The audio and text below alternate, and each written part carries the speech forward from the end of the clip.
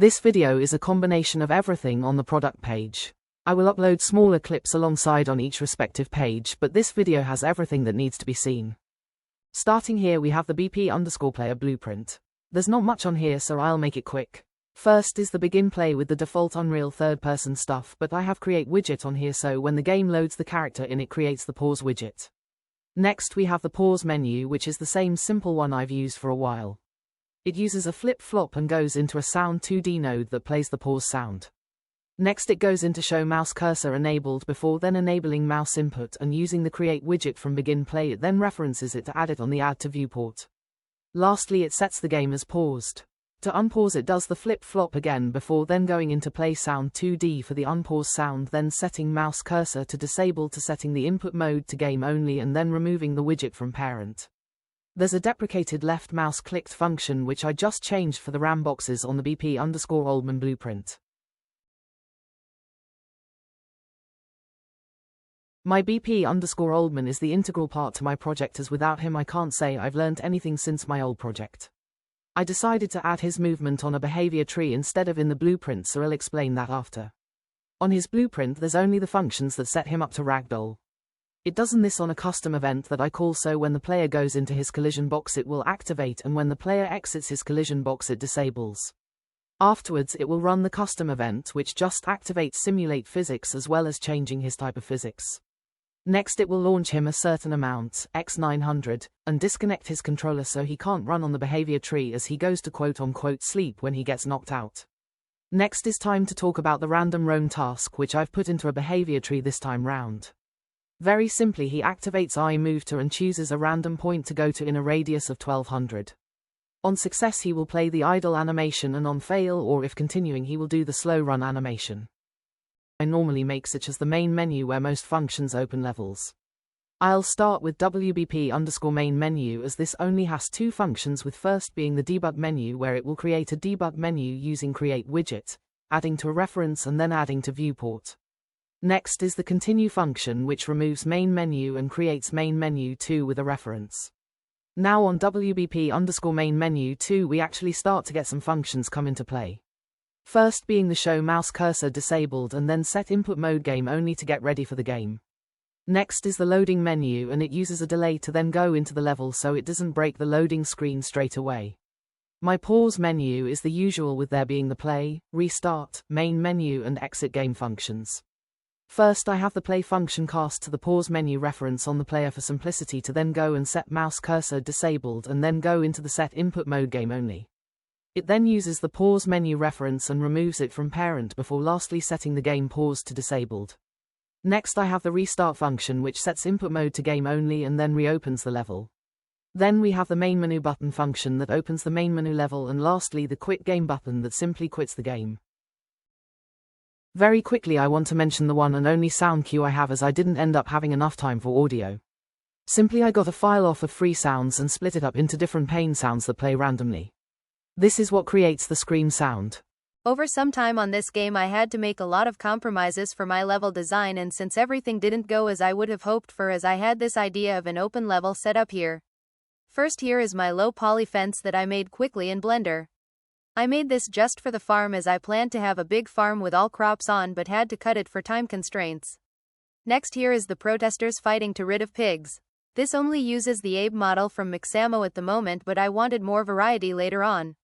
This is my big barn house where other animals would be stored, such as cows. This next section here is the warehouse section, where you can see the big house model really being stretched to its limits here.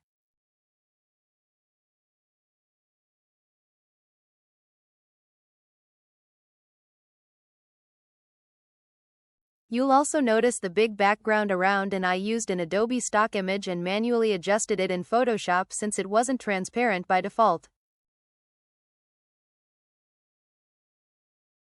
This is my road system here, where I added in this cool crossing that mixes next to the bike lanes with the traffic lights on the roundabout and the arrows pointing where to go.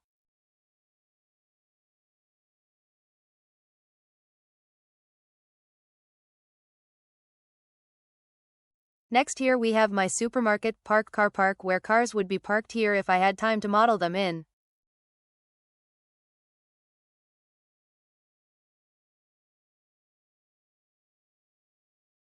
Up here is the very early concept for the big park with the people walking around. You can see I made a sketch model of one of the characters sitting on my bench. This is because I spent a day on this bench model when I first went into Blender and simply wanted to show it off in the game. The model is completely separate to the bench so I could set it up in future to be attackable.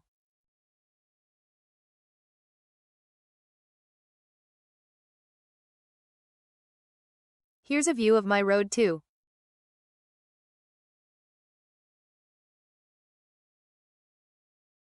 Coming back to the roundabout, you can see I put some effort into the way it's laid out.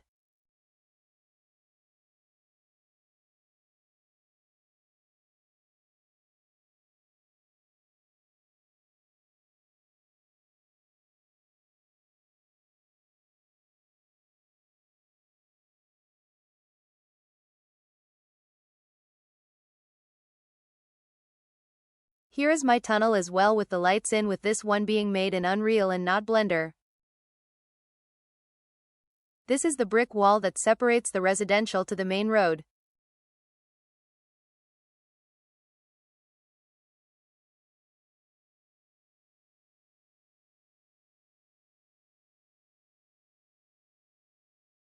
Up here you can see the simple big underscore house and small underscore house models along with the driveways. Further up is a one-way road without markings on each.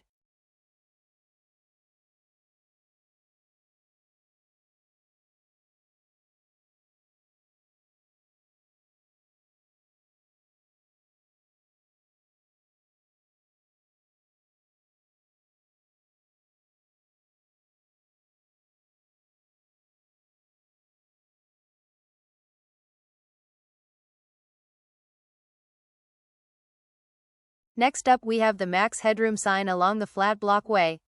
This was art made by me in Photoshop and is separate pieces that can break apart.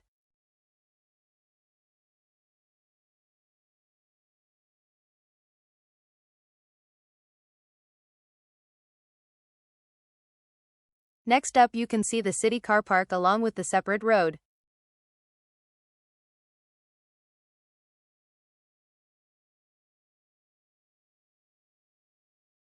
Next up is my city plaza area that seems to be a bit empty but would have people working there hanging around the area. It is quite a big area.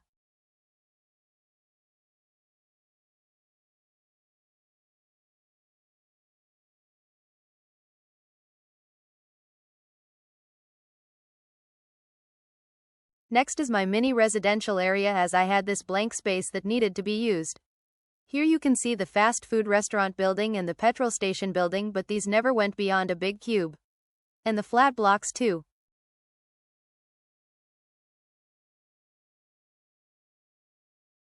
Here we have the crossing that I put together for the residential area that is only one way.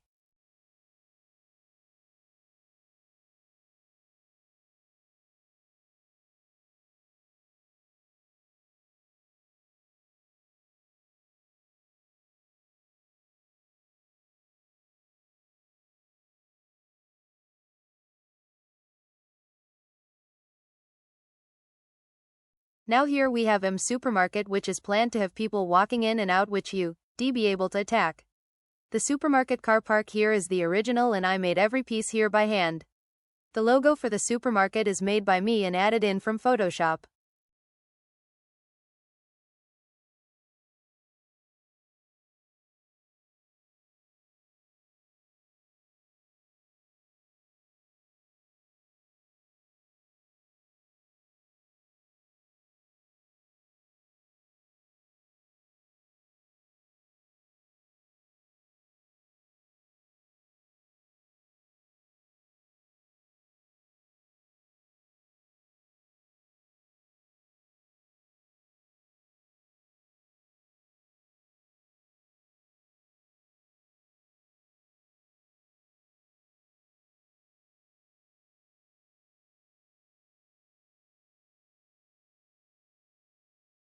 I have another roundabout system here too.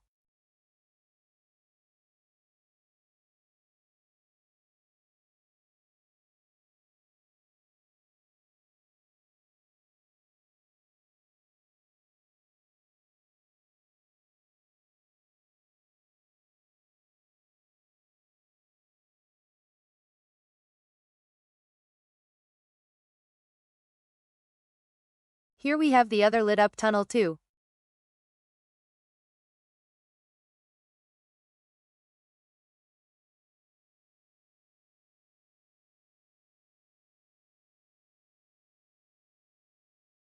Along this road is both the dodgy area and the power plant. Both never got past the early design stage. If I had more time, I believe I could have programmed the plant to be detonatable, but that will have to be for a future idea.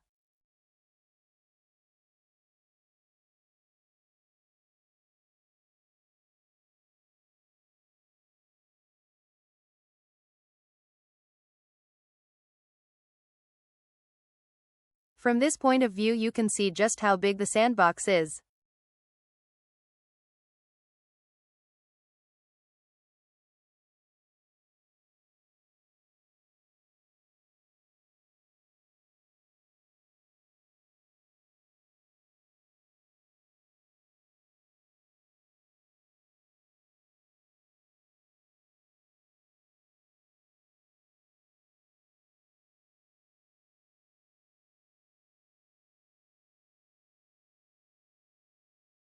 Lastly, here by the park you can see this fence model that I made pretty early on, and this is the solid metal park fence that I made using the extrude tool and edit tool in Blender.